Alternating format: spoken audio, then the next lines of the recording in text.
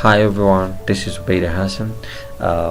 In today's video we are going to see our first project simulation, and this project was about the touch based car engine starting system.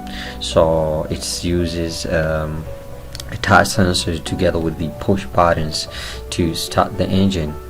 How the project worked is that when somebody presses the button, he or she has to touch the sensor so that to start the engine, and if he or she presses the stop button, the engine has to stop working. That's how it's supposed to work. So let's see the code, and then we come back and run the simulation to see how it works.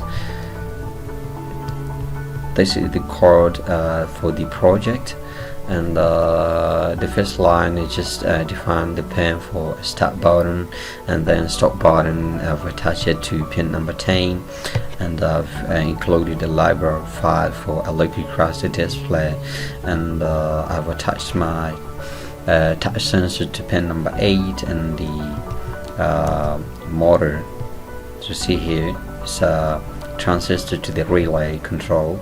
I've attached it to pin number 11, and also I've created an object file for the LCD, and specify the pins that I'll be using it, the Arduino pins that will be used to connect the LCD. It's pin number 7 to pin number 2. I have initialized the two variables here, variable 1 and variable 2. You will see why did I do that. Okay, then in the set of functions, just easy syntax as just I've used pin mode to configure the pins. For start button, for start button, I've configured it as an import, stop as an import, touch sensor also it's an import device, and then I have initialized the LCD and specify the size of the LCD that I'll be using, and then configure the engine as an output device and write it low. This is very important for the digital output devices, because this will prevent unexpected turning on of the device. So I usually prefer to write all the digital output devices to logic low before running the loop. Okay, in the loop function, I've just called two functions, the starting and the stopping functions. Why did I do that? I always prefer to create different functions for different input devices or tasks. If I have two separate or different tasks, then I usually prefer to create different function for each task. So what I did here, for the starting function, I checked if digital read the start button is low.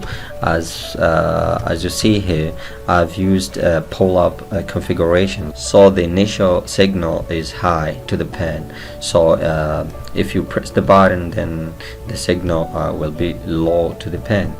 So if digital read the start button is low, then I'll be checking again for the touch sensor. If the sensor is high, then I will assign the variables a new value to my variables, variable 1 and variable 2, and I'll clear the LCD and print the words engine started and the system is authorized, and then digital write engine high, so the engine will start working. So okay, then I'll check for the variables. Variable 1 is equal to 2 and variable 2 is equal to 2, because I've assigned a new value to the variable 1. So this condition will be true, and the words engine is working will be printed on the LCD.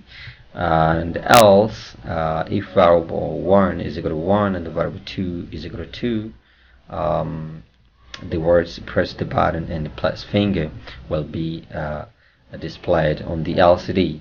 So as you see here, the variables, I've used the two variables to control the words on the LCD. Okay.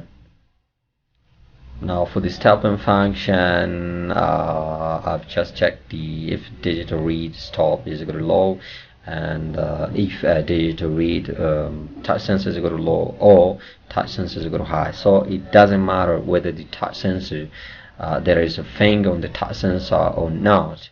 If the stop button is pressed, the engine has to go low, and the words engine stopped and the system is not authorized will be printed on the screen, and else it will check first for the variable variable 1 and variable 2 and then print the words, press the button and press the finger. So let's run the simulation and see how it works.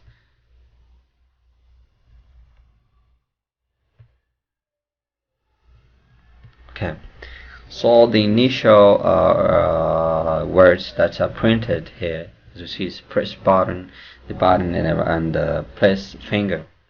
So if I press the button over here and then press the finger, okay, so the engine has to start working. So engine started and the system is authorized and the engine now is working. Okay, engine is working. If I release the button and also release the finger from the touch sensor, the engine will continue working as normal. The engine will still be working until I press the stop button. So if you press stop, the engine will stop, and engine start not authorized words will be printed, and then press the button and press finger will be printed again. So if I press the stop button again and press the finger in here, okay, the system will be authorized again, and engine is working, will be prompt on the LCD. So that's how the project was supposed to work. I think you learned something from this project. You can build it if you want, and I guarantee 100% I will give you everything if you'll need. Okay, thank you guys for watching the video. Subscribe to my channel for more videos. On the next videos I'll be talking about another kind of project, and we'll see how it works. Thank you.